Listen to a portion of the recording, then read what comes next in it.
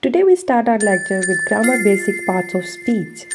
Verbs, words that describe what the subject is doing. Action, what we do. Saying what we say.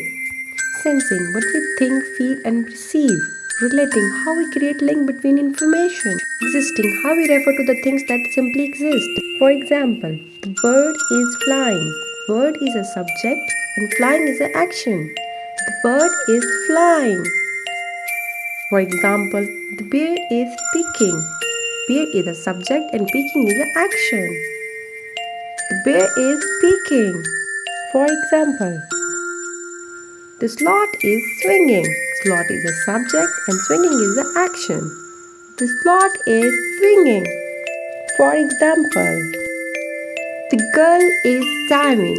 Girl is a subject and diving is the action. The girl is diving. for example, The puppy is snoring. Puppy is a subject and snoring is the action.